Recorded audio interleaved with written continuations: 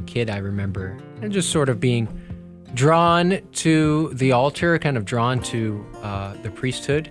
I was an altar server and read at Mass too, and was involved in high school, with campus ministry and altar serving and all that.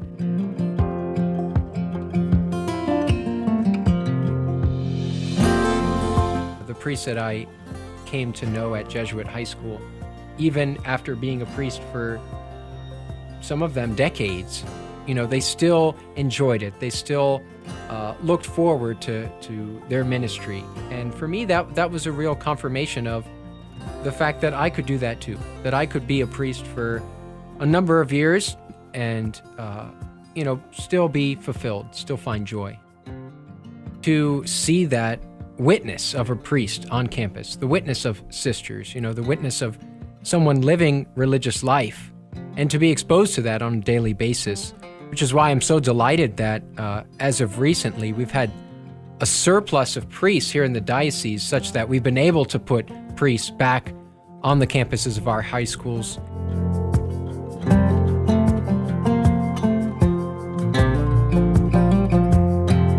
I remember it was about March of my first year there, and I just felt so torn.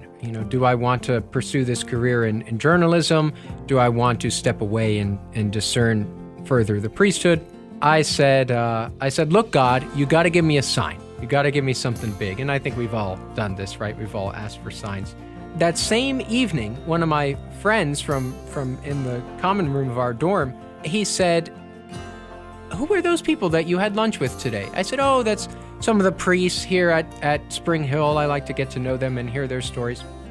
And he looks right at me and he says, have you ever thought about becoming a priest? Because I think you'd make a great priest.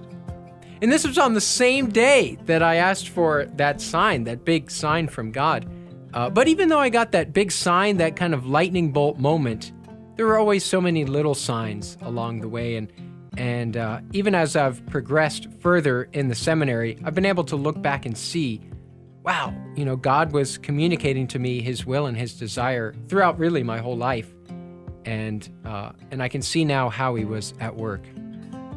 I was raised in a very good family. I'm very, very grateful for our family, and we made a point of getting together at the table every night and praying together and sharing about the day. And I know that was very influential on my upbringing, and I'm very grateful to have that supportive community that's been here with me, every step of the way. I think we were more excited than we were surprised. You could tell that this was sort of an answer came to him of a question probably that had been on his mind for some time.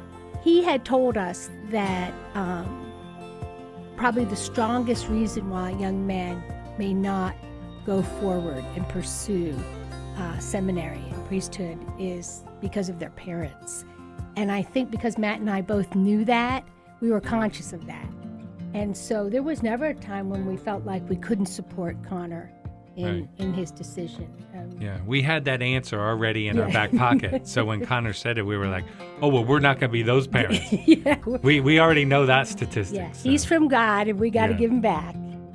It's very rare that children wake up every Sunday morning and just cannot wait to get to Mass, But he was the one child that whenever I would say, oh, I have an obligation to go to a confirmation, would anyone like to go? Connor was always the one that say, oh, I'll go, Mom.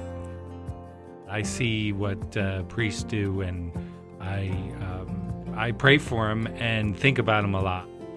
What excites me the most about being a priest is preaching and sharing the good news and bringing that exciting news of our salvation and faith to people, knowing that once I've done that, then I can celebrate the Eucharist for them. I can bring them the presence of God at that very moment.